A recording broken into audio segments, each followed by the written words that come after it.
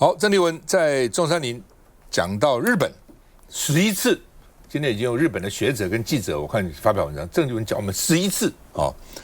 那他说到今天，两岸之间仍旧因为130年前的甲午战争，沿着台湾海峡被日本帝国主义的大刀砍出来的伤口，至今无法愈合哦。那另外呢，这个郑丽文说啊，中华民国92共识希望种下和平的种子，而且呢，在特别提到日本帝国主义的砍杀造成的伤口。然后呢，他演讲稿很多人问说是你自己写的吗？他说每个字都是我自己写的那另外呢，他为什么要骂日本帝国主义赵春山说呢，因为从国父逝世连接到蒋渭水，连接到三民主义，然后再融入反台独的主张那另外呢，全文提到日本11次我们不细讲了，反正有10个地方都提到日本那另外呢，这个台大的政大的这个学者也是政大有一个叫做安倍晋三研究中心的主任，他是说呢，这个外交礼仪上很反常，干嘛去骂日本？是不是用这个来换取正习会我这也不必的，反正又党军购换正习会啦，又这个提日本换正习会了。其实说实话了如果不是日本今天大陆还不是共产党执政，因为国民党代理的国军抗日8年死伤无数民穷财尽然后呢，当打日本的时候，因为很多那种土匪什么那种军阀都收编变成国军，为什么要打日本嘛？然后呢，等到打胜以后，因为国家没钱都把他们解除了，叫他们回家了。这些人回家干什么？打了8年的仗，什么也不会，回家干嘛呢？所以这时候共产党就喊出来了：此处不留爷，自有留爷处；处处不留爷，爷当八路去。很多就变成共军、八路军了。这是一个非常重要的然后呢，国民党在前面打日本，共产党后面就搞他的游击队其实打的，所以那时候郝柏村到大陆去问共产党说：你们说抗日你们打的，你告诉我你们死了几个将领，我们死了几个将领，将军死了多少人国民党268个你死了几个？老公不讲话了，讲不出话了，就说我们都一起，你们敌前我们敌后等等。还有日本的关东军最好的装备在东北被苏联那个时候给了共产党，也非常重要所以你整个看，如果不是因为日本当时把中国大陆去打了8年，今天共产党能执政吗？我都很怀疑的但是不管怎样了，反正历史就是历史了。那现在怎么办呢？我们看一下。夜见中山陵后，国民党主席郑丽文谈话起手式从对日抗战讲起。8年抗战，血泪斑斑，才终于结束了长达50年被殖民统治的厄运。用将近一半的篇幅痛斥日本帝国主义殖民台湾，郑丽文巧妙地从国父逝世连接到蒋渭水跟三民主义，融入反台独主张，以孙文主义、三民主义为本，写成了党纲，完成了台湾民族解放的论述跟行动纲领。强调蒋渭水这个观念，其实就是要把台湾跟大陆连结嘛。从蒋渭水这个概念的话，他必然也是台湾人嘛，也是中国人嘛。据了解，讲稿内容是郑丽文本人操刀，包括日据时代国民党政府戒严，都是传统蓝营政治人物较少触及领域，一直到7号晚上才拿给幕僚过目。专家剖析，郑丽文的抗日言论符合陆方期待。大陆方面认为赖清德总统他是亲日派，习近平来讲，因为他是强调这个所谓的两岸命运共同体嘛，为他将来的这机会做一个创造一个很好的氛围。郑丽文强调，中国的灾难源自内部的自相残杀，受苦的永远是百姓。是否也借此机会呼吁中共别用武力解决台湾问题？从反日帝国主义到两岸内战共创和平，郑丽文长达18分钟的论述，专家解读是为接下来的正习会铺路。南轩。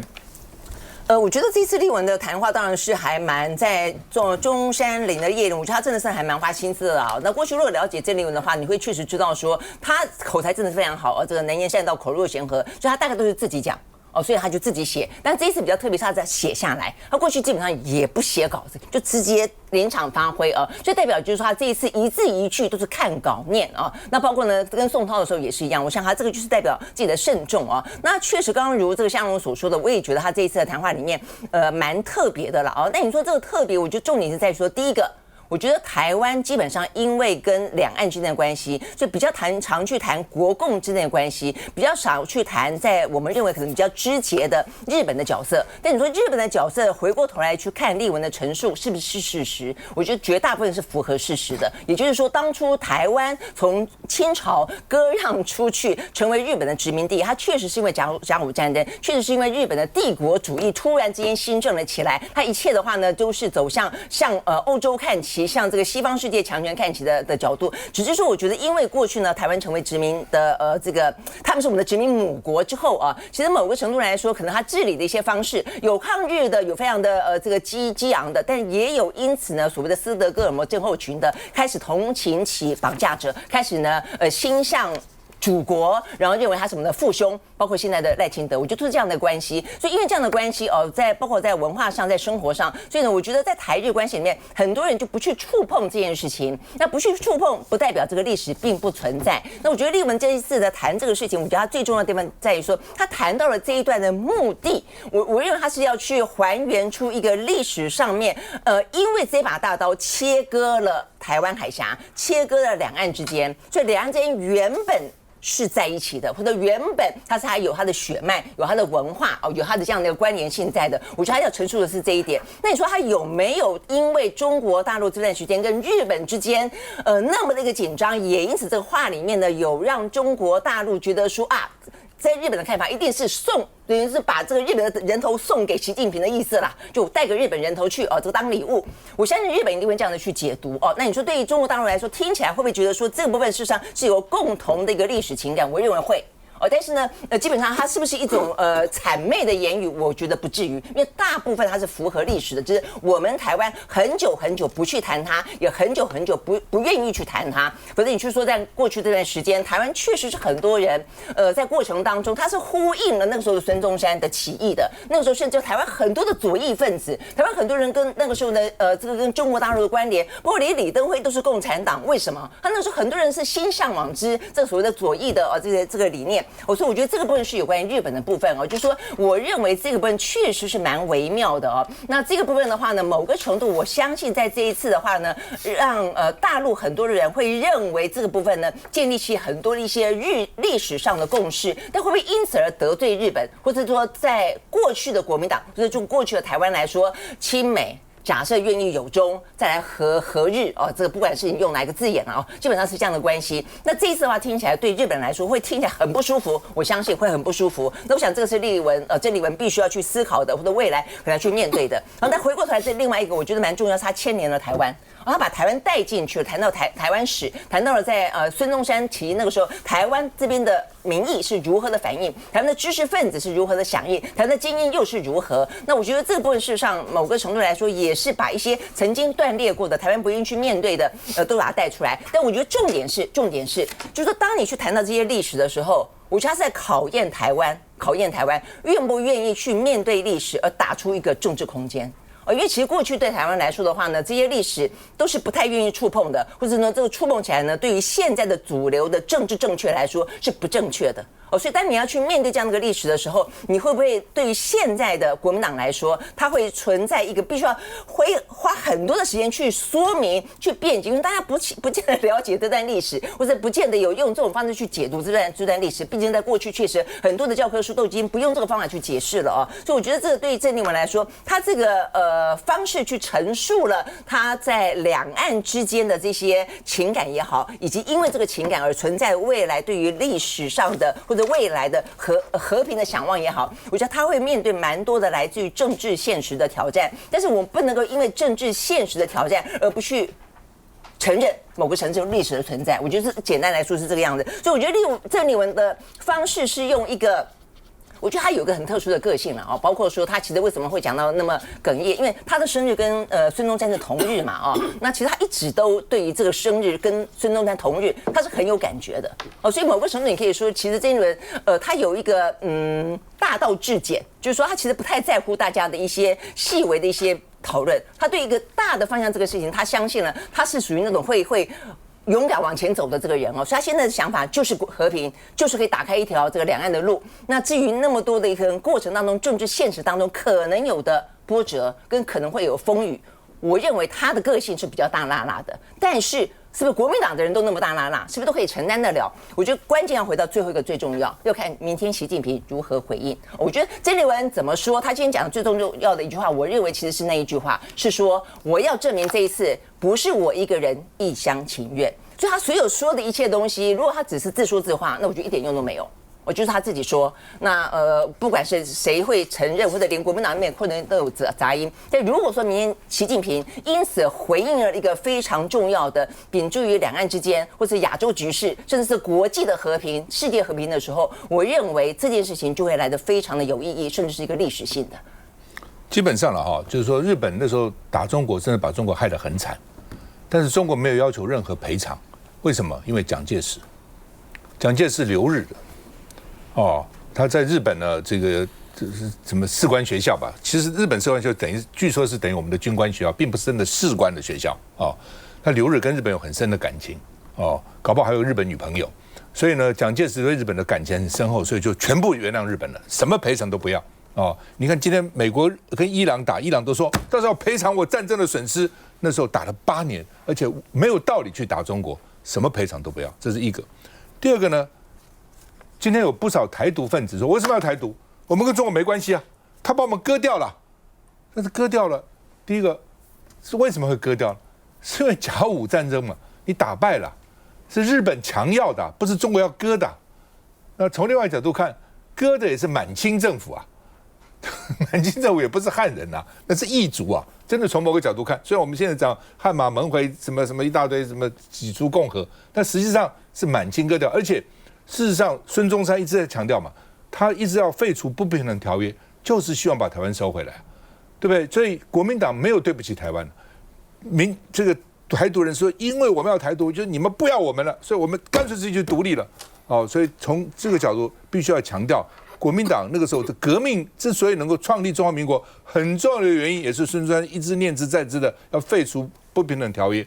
然后要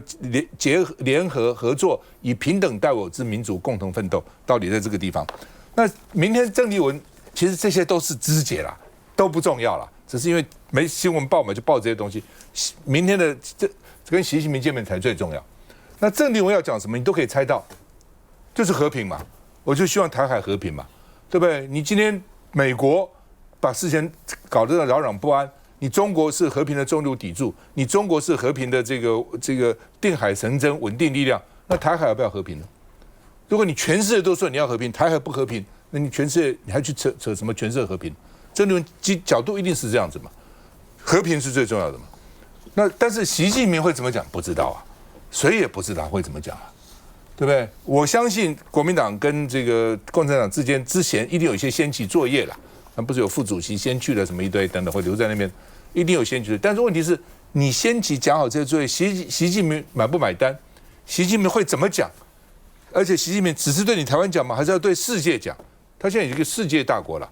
他会怎么样？真的不知道，没有人知道。我问过很多对大陆了解的人，甚至包括很多大陆人，他们都没把握，因为现在谁能管住习近平？谁能控制习近平？谁能让习近平嘴巴讲什么？只有习近平自己可以。休息一下再回来。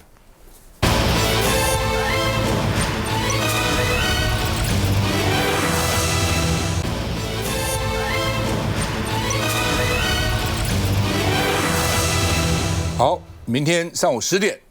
郑丽文跟习近平要会面啊。我们这边讲政协会，那边讲习政会了啊。我们都把我们放在前面。那郑丽文一定会去谈和平，而且郑丽文说，不是我一厢情愿的，和平是大家共同的愿望，这何止是我一个人的愿望呢？也不是单方面愿望。大陆人民不想和平吗？好，上一次国民党主席跟大陆的领导人见面是10年以前的啊。那在2005年的时候。连战跟胡锦涛见面而且连战很慎重，他准备了好几个月哦。那另外呢，接着吴伯雄2008年5月28号哦，也是跟胡锦涛，然后到了朱立伦跟习近平是2015年5月4号哦，然后呢，在那年的11月马习会就举行了马习会。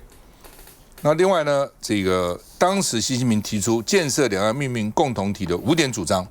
哦，然后洪秀柱在2016年，你看2015、2016 6月2016年的11月1号，洪秀柱跟习近平见面，所以从洪秀柱到现在2026年，整整10年哦，两岸的这个就至少2党的这领袖没有再见过面啊、哦。那另外呢，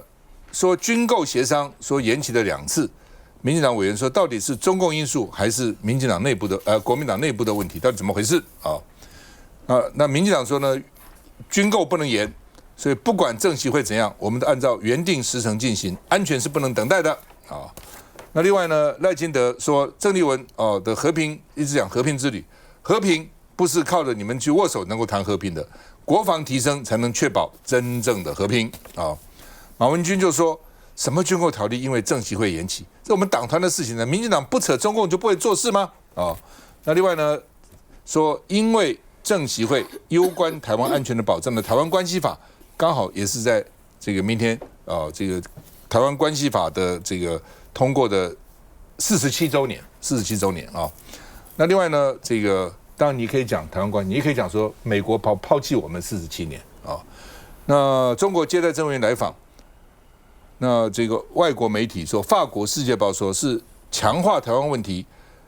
用政治可以解决哦，当然最好是政治，不是军事解决了。我们看一下。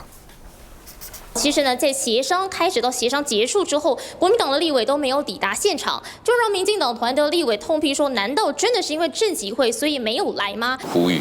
对我们国防力量的一个提升，这个特别条例以及我们后续会提出的这个预算，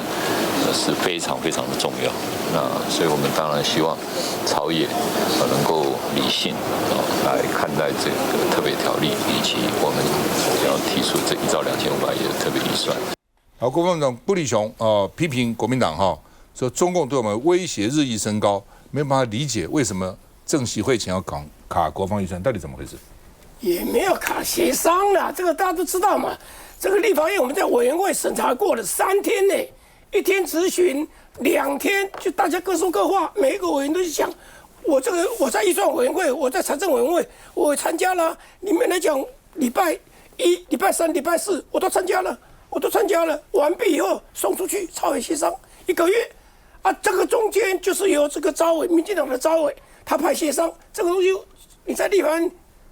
你当过立委都知道，他协商任何时候都可以协商，这个没有说什么特别要卡什么之类，因为一定不会有结果。到现在总共几条，9条吧。只有2条是什么主管单位叫国防部啦，不痛不痒的那条公示，另外1条公示，其他都没有公示啊。那没有公示会怎么样呢？大家知道这是过水式而已，过完水要到立法院院长那边，所以重头戏在韩国瑜这里。那韩国瑜的时间就是1个月以后嘛，那时间还没有到，我觉得现在做这个文章都没有必要了。像马文君委员讲的没有扯中共就不会做事一样那回过来要讲郑丽文，他这次去是什么？他主就是和平，然后你说两边现在来讲一直被戴帽子，哇，给他戴红帽，说要挡军购啦，说这个啦，说骂日本就是为了要这个要政协会啦，我觉得那个都没有必要，因为什么？两党它已经有一个共识，有个平台，这个平台是什么？8个字：92共识，反对台独。难道国民党你没反对台独吗？当然就反对台独92共识大家讲法不一样，原汁原味的92共识是一中各表的92共识，这个大家都知道很清楚。联吴会你刚才提到2005年的时候，联吴会就是定下来，就是所谓的92共识，就是一中各表，就清清楚楚。你要改变的话，那是美国同意的，那时候是美国、中国大陆跟台湾3方面，大家有个共识，说92共识就这样子讲。那这样子，两岸有一个对话的一个平台，就92共识基础下这样子对话。好，那我要提的是什么？我提的是郑丽文，他一直把台湾把它把它跟大陆做一个紧密结合，历史是如此。但是因为现在中国大陆那里好像得到一个错误的讯息，看赖清德民进党执政了10年，赖清德拼命搞台独，他以为说台湾只有一个声音，要台独的声音。好，现在就是还原历史，台湾跟中国大陆的这个结合是非常紧密的。那现在来讲的话，你看哦，他出发之前，陆委会主委还说你要向这个大陆这个习近平讲3点，第一点讲中华民国，讲中华民国讲了，但是我这里要讲很严肃的讲，我们讲的中华民国是原汁原味，从1912年在中国大陆建立的中华民国，要整个连接起来，跟台湾是有连接的。但是民进党不是啊，他是切掉，把头断掉。1949年以后的中华民国就在台湾这里，到底这个是台独的思想嘛？这个很清楚。所以郑丽文讲这话有个第2个重点，他跟赖清德切割，跟台独切割，那就是回到刚刚讲的那8个字：922共识，反对台独。所以这里面提出来，便是他一个完整的论述，包括把日本把它咬进来，就是整个的还原一个历史。这里面你看，就说他是不是这个东西国际上是不脱像正大的安倍晋三的研究中心主任讲说这个是很奇怪的，什么就批评。可是不要忘了，他就是台湾在整个中华民国，他强调中华民国，也讲了中华民国，从中华民国的建国史一直到现在，你既然要说你要借这个壳，你要全部跟中国大陆有连结嘛？你怎么可以切割呢？所以清清楚楚，它是让大陆有一个很强的讯息，那就是在台湾不是多数人要搞台独，多数人是真的希望维持这真正的中华民国，让台湾人可以在这里安身立命。就是说了，就说这个所谓922共识其实是没有共识的，我再强调是没有共识的。所以一中他讲是中华人民共和国，我们讲是中华民国。所以各说各话，其实是各说各话。就是保持一个创造性的模糊啦。其实只是这样。那在这个情况之下，大家是商谈一些比较技术性的问题啊，这个通商啊、通学啊、交流啊、各方面观光啊、旅游啊等等这些事情啊。那当然就是说，国民党反对台独这很清楚的啊，因为道理很简单因为如果你台独，你就不是中国人了，你就独立了嘛。那习近平讲的中国人不打中国人就不成立了，他就打你了，他找到理由打你哦。所以呢，你不能台独，我没有要成为外国人，所以你就不能打我。你讲过中国人不打中国人了，所以这点我也是蛮重要的，这个立场必须要站住否则的话呢，你让人家有对你动手的这个理由跟借口。那所谓922共识，就是所谓的一中各表。我记得那个时候洪秀柱提了一个一中同表，你记得吗？也是引起轩然大波。那有一天我在安和路，那时候还有一个红厨餐厅，现在已经没有了现在在庆城街。我这边吃饭，看到郝柏村跟2个退将那边吃饭，我就走过去，我问他，我说院长好，为什么提一中同表？吓我一跳，那又不是我提的他劝我20分钟，我是在那边听他劝了20分钟，为什么提一中同表？洪叔为什么提一中同表？他讲的下面很重要，他说你要知道这么多年来，跟赖伟仁刚刚讲的，像这种包括什么922共识这些事情，都要台北、北京、华盛顿大家都同意才能讲，对，是都要同意的，没有说只有你自己去讲出来的。一中同表，北京有同意吗？华盛顿有同意吗？你怎么可以讲呢？我说这个我知道，但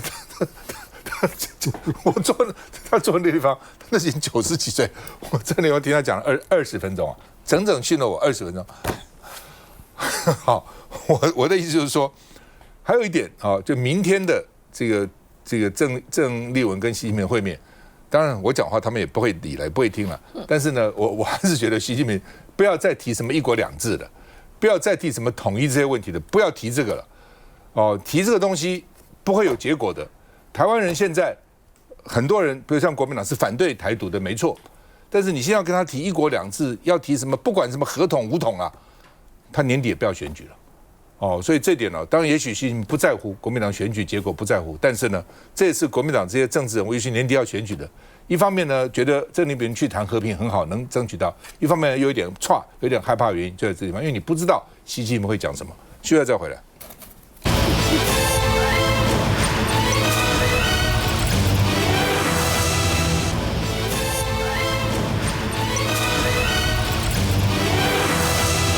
好，立法院现在在审查检察总长，很重要因为我们是检察一体不像法官你这个庭长也管不了这个各个法官，什么院长也管不了法官，检察官不是这样子检察一体那所以呢，这个他们现在民进党政府要提名徐锡祥来做这个检察总长，那陈宏达这检察官自己质疑他酬庸历练不足，那他说对我很不公平虽然但是你们不是别人，是你们自己检察官。以前要检察总长，他们检察官自己还要投票什么，这次也没有他们自己检察官会投一个比方第1名、第2名、第3名一个比较检察官比较服气的人这次情况也没有那徐锡祥说这对我不公平，不能这样讲我那另外呢，因为他有写一个自传给立委看嘛，说呢他曾经这个为了贿选，在新竹地检署检察长的时候呢，领导全署在2018年9合1选举的时候呢，6天讯问了1000名被告，6000，他觉得这是我的政绩1000名，但是呢，后来只有2个人被定罪，这法院说你这不是扰民吗？对呀，这不扰民，就像那个时候2024年嘛，我记得我选副总统的时候，一堆里长说因为到大陆去旅游就被抓去传，被抓去问搞里长，那个里长一辈子没被检察官抓去搞一次吓死了，真的吓死。后来大部分都无罪，有罪几乎没有，都没罪但是就够吓他，真的够吓。那时候选举都国民党里长不敢辅选连站出来支持都不敢因为很害怕嘛所以你现在去传了1000个人，每个人劳师动众来传，然后最后只有2个人有罪，那就是2%。0.2%，这算什么呢？他认为他很得意，这是我的自传，我的政绩那后来呢？当然就是说，民众党就问他了，说你审柯文哲案子检察官都高升主任检察官了。徐锡祥说他们都是优秀的检察官，很好，不是因为审柯文哲案子，而是因为呢他们就很好，该升那另外呢，台北地检署也签结了监察委员公务车的私用案。徐锡祥松口说可以检讨改用不起诉处分，而不是签结，签结跟不起诉处分是不一样的那么另外呢，这个说呢，在野党可能会封杀他，但是呢不怕，为什么呢？他们已经想到了所以之前呢，就他原来是法务部政务次长，就给他调任最高检察署的主任检察官。他既然已经是最高检察署的主任检察官，到时就算没有检察总长，他可以代理检察总长，已经想好了。我们看一下。这一题我觉得莫名其妙。来，请问一下，被提名人你有什么看法？这个案子的话，应该是没有人告诉告吧，应该是确定的。不是我问你又答稀了吧？面对最高检察署检察总长被提名人同为检察官出身的吴宗宪火气很大，痛批监委公务车案不具签结理由，难怪社会普遍对司法公信力越来越不信任。当院长说出这个我们认为不妥的话，为什么司法不能够质疑？我想这个要质疑，没有人有办法好，那你赞不赞成？但是不要说你赞不赞成卓荣泰院长的这一句话？我只能说不能说司法不公。好，那我知道，我们不可以质疑司法不公嘛。司法的信任度，民调永远只有30到40分。他是死党对，用民调来评价检察官，这是不公平的。谈到检察官，民众党当然最有感。如今现任检察总长邢泰昭5月7号将届满，外界挖出徐锡祥的经历，质疑是空降之外，连高等检察署主任检察官陈宏达都认为徐锡祥在重大贪渎、还有政治敏感以及经济犯罪等等的侦办经历有待检视，战绩不足，升迁路径罕见，恐是愁忧。我觉得在蓝白是多数的立法院里面，大概很多的人事案，只要是民进党去推荐的，大家都很难通过。所以，就我个人认为，它本身要通过机会也非常的低。因为在过去我们看到，不管是大法官、NCC 的人事案、考试院啊等等，其实要么是没有通过，要么很久才会通过。那我们看到大概比较快速的，大概是这个中选会这个蓝白支持的人，就是有顺利通过。所以，就我觉得这个没什么好讨论。那当然也是希望，就是在这个立法院的环境里面，不要吓走太多其实愿意为大家认识的这样的一个。的一个优秀的人呐，我觉得这是我们的期待。那我想要回去讲一下刚刚的政习会。其实我们看到这一次，郑丽文到了这个中国去，那他一直在谈和平2个字，国民党也主张和平。其实台湾没有人不想要和平，但是我们还是要看实际上这个中国可以承诺什么，或有没有改变什么。那当然我们会看到，虽然讲和平，那和平的这个所谓的这个观念在哪里？当然是在中国，因为中国才有比我们更强大的武力。那他也想要持续来进行武力侵犯台湾的这样的一个国家。那所以如果他今天在这个政习会的这个过程当中，中国没有去承诺说他要放弃武力侵犯台湾，他没有说要这个轻轻的去放下，然后去真正去拥抱台湾，那这也没什么好说的。那代表这次这个郑丽文去就只是去吃饭而已，其实没有什么新的进度，但也没什么好谈。那其实我比较讶异的是，其实国民党过去跟日本之间的这个互动其实非常友好，尤其是比较早期的国民党的这个政治人物，大概都会知道日本跟我们彼此关系其实非常紧密。但是在这一次这个郑丽文的谈话里面，我们可以看到他强烈的在批评日本，他在伤害台湾跟日本之间的这个关系还有友谊。那我觉得这样的一个说法，其实当然也是帮这个中国在做一些所谓的切割，也要去毁坏这个所谓日本有事就是台湾有事这样的一个同盟的结构。那当然我们会看到这一次很有可能郑主席如果没有换到任何的承诺，他就很有可能只是一个道具，只是一个棋子。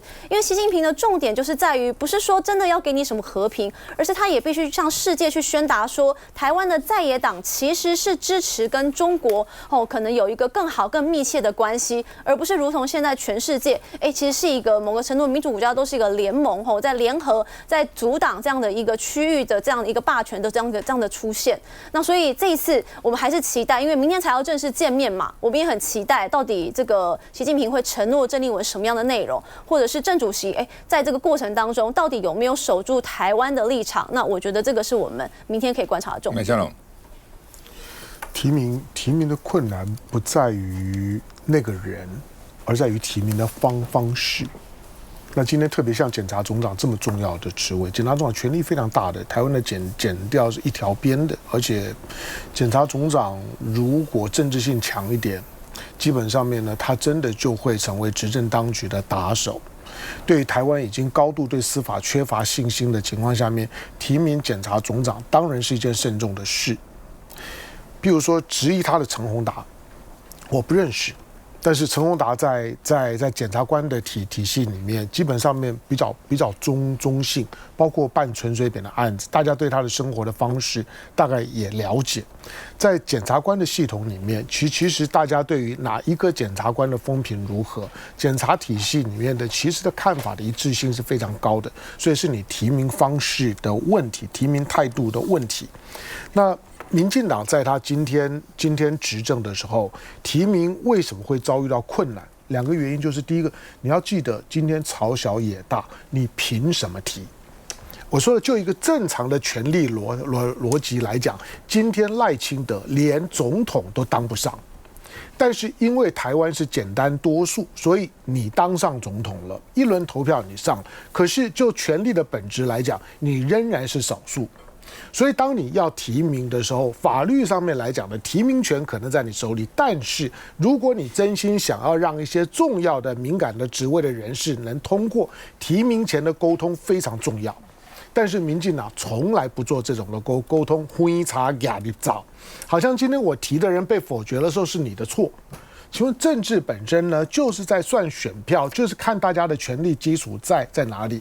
第二个其实更麻烦，那你可以试着去提一些大家呢相对比较能接受的中性人物，这就牵涉到了政党的本质。民进党所能够用的所谓的人才圈里面，假定是人才，民进党的人才圈里面，中性的能够被认为相对中性的政治属性不是这么高的，非常非常低。这个是呢民进党的属性的问题，就像民进党本身这个政党铁板一块，任何一个呢被党或者呢对被民进党的不接受的人，你敢违纪参选的，赶出去之后呢，几乎呢你就很难活得下去。这是民进党本身的这种列宁式政党的标准的特质。所以你今天呢，你找不到中性的人，你又不愿事前沟通，这不是检察总长的问题，不管是公事董事等等都一样，你提不出人，因为你拿不出社会上面普遍认为能够呢接受的人，而你又坚持呢，你闭着眼睛自己提，事前不沟通，等到被刷掉的时候呢，再出来塞奶，这是呢没有用的。所以呢，刚刚呢伟山提到的两岸的问题，我觉得今天能够见面呢都是好事情，只要能见面三分情，伸手不打笑脸人。今天呢，不需要对郑丽文，他才刚当党主席才几个月而已，他敢在选举呢去做这件事情，我觉得已经很带种了。他的一些的提法跟过去呢不太一样，做了一些呢跟民进党背道而驰的伤口缝合的事情，这个呢也都是能理解的。至于国民党呢跟日本的关系，国民党过去跟日本的关系好啊，你看到呢，即使抗战结束呢，刚主持人谈到了，除了蒋介石的以德报怨，今天许多人在检讨历史的时候呢，以德报怨呢，何以报直？这些呢都过去了。当时的特殊的冷战环境里面，日本基本上是没有经过战后清算的。1950年之后，日本就已经忘了他曾经杀人放火了，美国就已经把他当作是核心的盟友了。蒋介石在当时的在台湾的中华民国政府就已经跟日本的深度绑定了。这些呢都是过去国民党的历史，但是今天的日本当右翼抬头的时候，当你看到的这些呢军国主义的言论，在日本呢非常的泛滥冲刺，日本的网络右翼起来的时候，你仍然认为这个日本呢，今天的高市早苗的日本呢，跟50年前、60年前刚战败的时候呢，充满罪恶感的日本是同一个日本吗？当然不是同一个。我承认今天的台湾的朝野政党，民进党在日本极有影响力。甚至于呢，日本呢不用到台湾来，都会感受到台湾浓的日本味儿。每一个呢民进党的政治人物当选县市首长的时候，一定是先把呢所有的什么蒋公铜像等等拆了。今天郑丽文跟中国做连结，刚刚呢我们谈到的范云呢跟郑丽文同样是外省第二代，为什么史观差这么多？民进党里面许多我知道靠民进党吃饭的外省第二代也不简单了。可是呢，你今天面对史观的时候，郑丽文敢提的时候，大家就面对面正面交手吧，可以好好的辩论一下，把史观拿出来讨论，让在台湾出生的第二代外省人不需要呢牵涉到呢自己的成长的背景，讲话呢吞吐吐，昧着良心。休息再回来，会被影响。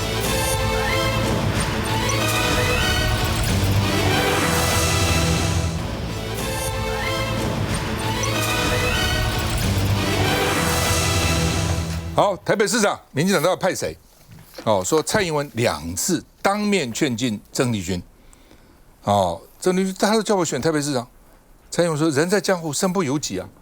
而且事实上也是啊，对不对？选输又怎样？蔡英文自己新北市长也选输过啊，选输照样选总统啊，又怎样？哦，所以我觉得其实选举嘛，胜败兵家常事，真的没有那么在意的哈。那另外，《联合报》今天的社论就讲说，郑丽君被称为说哇都会谈判哦，然后呢他就讲说，美国贸易代表署发表了今年的贸易障碍报告，其实我们给美国贸易障碍叫 NTE， 接受我们当时谈判的承诺，因为我们谈判了8、9个月，然后日本、韩国，我在节目也讲，日本、韩国都有讲了，他到底让了什么，我们都不讲。后来我们知道说5000亿要去美国投资哦，然后呢他说现在美国自己讲了，说呢开放美牛美猪，牛的副产品包括牛血、牛脂肪，放弃农产品特别防卫措施 SSG， 接受美国汽车进口的技术标准，美国的标准都我们拿来用，对美门户大开。政府从来没有说这些事情哦，付出这么大的代价以后呢，又投资5000亿呢，他还要给我们301调查哦，将来还会逼你台币升值，还有我们最近那个专利药到美国还要扣我们100%的重税。你这个叫做谈判的好吗？哦，所以呢，就隐瞒了多少害台湾的承诺了。就你政府就你去谈判很多压力，川普很难搞，我们都知道，但是还是要诚实最好的政策嘛。你讲的好像一副哇，这我们谈的多好，其实不是啊，哦，而且呢，韩国就答应美国，日本答应美国去投资，比如说韩国投资造船厂，那不是韩国的核心的工业啊，我们是半导体，是我们台湾核心利益的核心利益哦，好吧？原来说民进党有4个口袋人选，叫做沈伯洋、范云、吴怡农、郑丽君。现在说还有神秘第5人，徐国勇是神秘第5人，所以不止4个人哦。那另外呢，新潮流系的吴思瑶英系的吴佩仪都他们组织战队要支持沈伯洋，说这种不是这个不世出的人才哦，实在是太难得了哈。果然陈柏惟就大赞沈伯洋，说你看哪有这样的好人，左手可以拿 CIA 的钱，右手可以拿他家族可以拿老共的钱，多棒！这左右逢源，台湾就是民进党就需要人才来选台北市哦。所以你看他怎么讲哈？他说一天到晚说沈伯洋跟 CIA 有合作，好，那既然能够跟 CIA 合作这种人才，对不对？我还不投报他吗？右手跟 CIA 合作，左手可以透过家族赚中国的钱，选台北市长大材小用了，下次要选总统啊。那当然这中间有点讽刺的啊，但这理由实在很好笑。另外呢，新竹县长呢，今天我也看到年代有一个民调啊，那个徐新颖还是赢郑朝方现在是竹北的市长。竹北是蛮重要的，因为那边高科技园区很重要，发展很快。所以你现在要郑朝方来选新竹县长，如果新竹县长选不上，连竹北市长也没有了。所以他自己觉得我竹北市长干得不错，好像还想继续选竹北市长，不想来选新竹县长。我们看一下。年前时任总统兼主席的蔡英文被问及要不要让身旁的郑丽君参战北宜市长，反应是这样：在此时此刻，我想我们应该想想，我们为什么会有选举？当时参加的活动跟人权有关，蔡英文没正面回应。不过现在传出蔡英文是极力劝进。据悉2月10郑丽君去拜访蔡英文，原想吐苦水，没想到蔡英文回应人在江湖身不由己，但郑丽君始终未答应。但就在4号，蔡英文是在当面劝进，毕竟另一位热门人选沈伯洋党内不乏反对声音，也因此选队会有人建议改变人设，未来1个月多谈施政愿景，但也有人不同意。做自己，那才是来从政最高的理想，并不是说那你的人设是 A， 那你改向 B 就能够获取 A 跟 B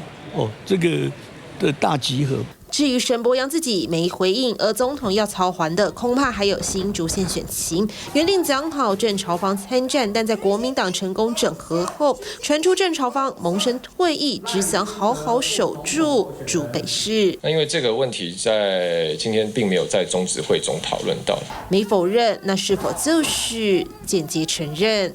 好，洪薇怎么看？其实你可以看到，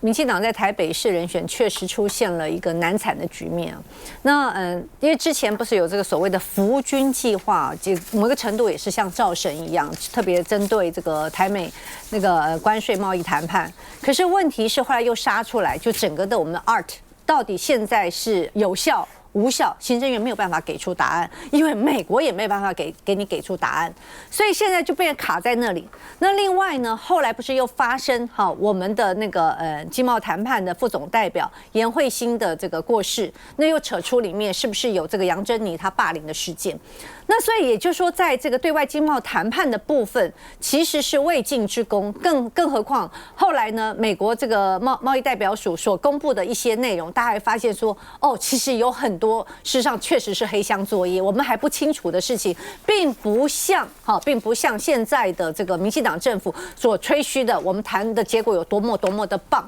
那所以在这个状况之下呢，本来所谓的扶军计划，后来就慢慢戛然而止，那就这个沈伯洋的名字就浮出台面。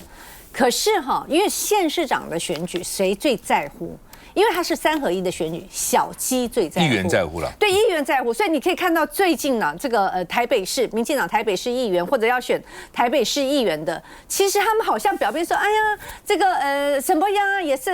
很优秀的，但是呢，好像也说郑丽君也很优秀。其实我所了解的，他们其实是非常怕这样的一个母鸡人选。而另外还有一个会谁在乎，就是新北市的苏巧慧，因为像这种双北的人选，所以为什么这个蒋万安跟李四川他会是一个非常强的一个搭档？因为在县市长选举很容易出现破口，而沈伯洋的角色是非常有可能让双北的选举甚至北部的选举出现破口。新北市议员是，应该是说我们看到所有的候选人其实都非常的优秀啦，都很适合来选台北市，只是现在还没有确定到底是哪一位。那我自己觉得说，在民进党来说，不管是谁，我们一定是统一去支持他，那也希望他能够顺利当选。那我觉得沈伯洋当然也是一个很好的人选啊，毕竟他跟美国的关系也是非常的密切。我们也不能只跟中国好啊，我们要跟美国好，我们不能只有双城论坛，我们跟美国的华盛顿也可以有论坛呐。那所以这样互动之下，当然我们相信台北市也可以变得更好。那新北市就我觉得不用担心，其实现在小慧委员的这个气势非常的好，其实我甚至认为他会变成北北基桃的领头羊，那他也应该把下